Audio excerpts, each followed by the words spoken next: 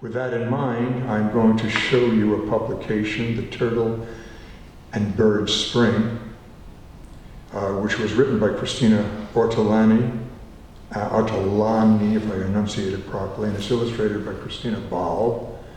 It's a very charming book, as you can see. And if I may, without breaking the spine of the book, show you that it's really a diptych.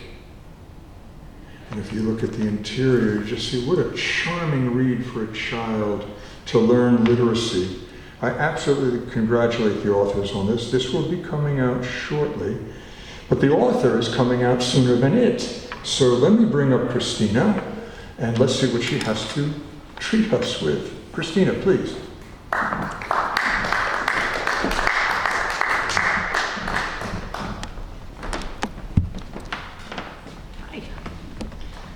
I'm going to read some poetry instead of reading from the book.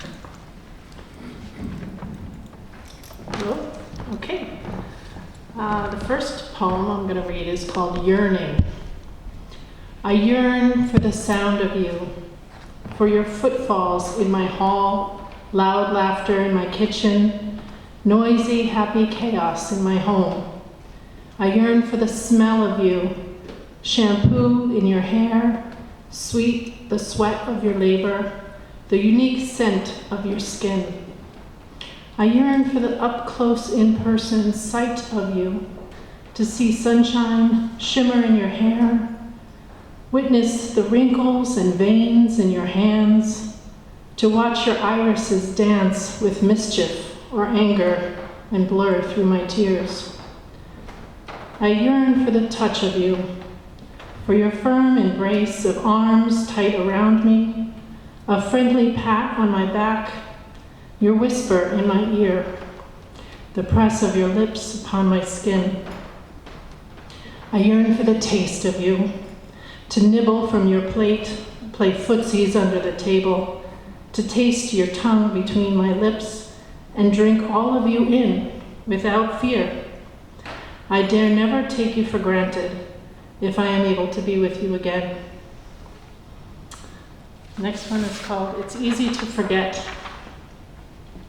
It's easy to forget what we know when we are scared, when we are tired, when things are different. I forgot how confident I can be, that I like to cook, and that I can calm myself. I forgot I'm a good teacher. I've taught kids for years how to wash their hands and how to calm themselves when they are scared and overtired. I forgot it takes time to adjust to new things.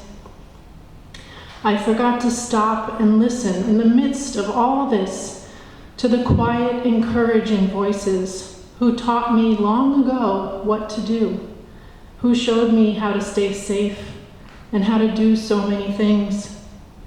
I forgot those long ago voices of grandparents and parents and teachers and loved ones who remind me now. I hear them when I stop and am quiet and still. They remind me, yes, I can. Yes, I do know what to do. Yes, I will be okay. We will be okay. So I just need to take time to get some rest, to remember to breathe in and out with one hand on my belly and the other hand on my heart, and tune into the steady beating of my life, fill my lungs, and take the time to thank all my muscles, each in turn, for all the work they do. Be still. Know it's all working all by itself, and know that even when it hurts, I can be brave, and I'm not alone. And just like our lungs fill with air, our hearts fill with love. For love travels across miles, it travels across time, and love lives in our heart forever. This next one is called A Visit from a Dragonfly, on a Monday afternoon in August on Fawnstalk Park Lake. We two poets, quiet, each sat in our kayaks, side by side under a tree, sun dappling water, he and me, When along came a dragonfly who sat upon your thigh, the water was still, and so were we, until it decided to continue on its journey.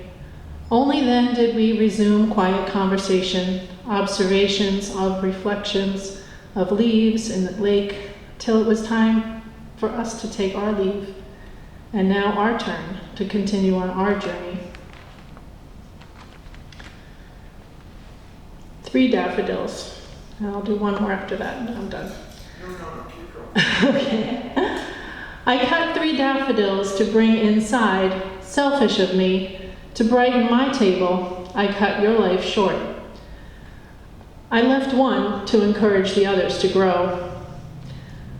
3 bright yellow, perfect daffodils, now 4 or 5 days later, begin to brown around the edges of their petals. The trinity of past, present, and future remind me of my mom and her bestie, and the many daffodil bouquets that graced our table. Silent witnesses to women's confidences. In my home, the tradition continues. They grace my table as my bestie and I talk over tea, even though my own daughter's comment was, "They look fake." Maybe someday she'll look at daffodils differently and remember me. Since when is kissing noteworthy? Newsworthy? When will it be safe to kiss again? Was it ever safe to swap saliva with a stranger? What if at some point we didn't? Perhaps the human race would stop running. Maybe that would not be such a bad thing. Humans have been placed in a serious timeout by Mother Gaia, who has had it with our selfish shenanigans, making a mess and generally giving her a huge headache. While many of us were sitting in our respective corners, some were thoughtful, some stewed and brewed up worse plots. We use technology to cheat in so many, many ways. Mama Earth shakes her head at us, amazed and in despair, and perhaps sometimes suppressing a giggle at our own stupidity. Thank you. Did I keep going? Okay, this is a silly one too. What is good for the goose is good for the gander. To preserve a young lady's virtue, elders admonish he won't buy the cow when he can get the milk for free.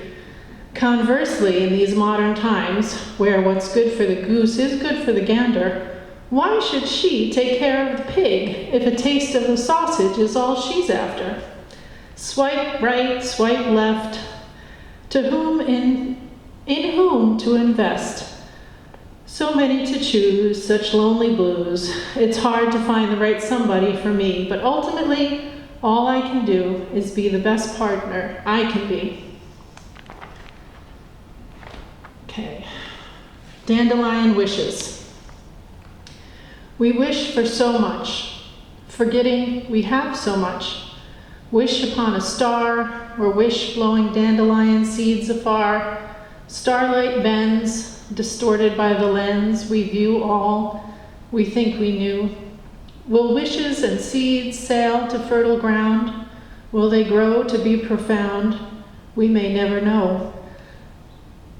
Wishing is still important, I guess, because sometimes the answer is yes.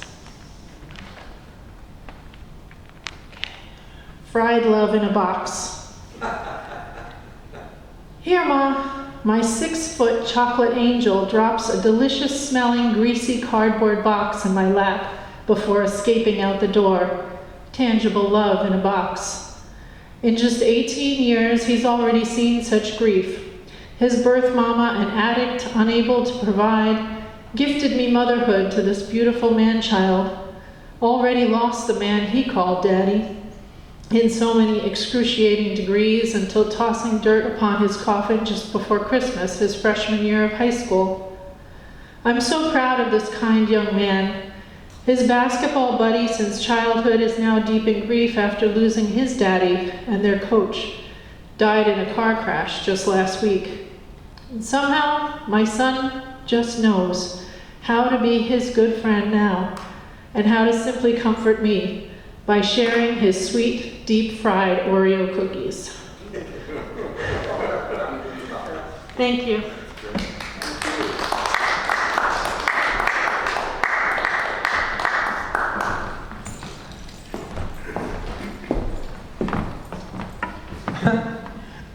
Thank you, Christina. I wish you had read more. I mean, you were rolling. I mean, next time, come. You've been hiding.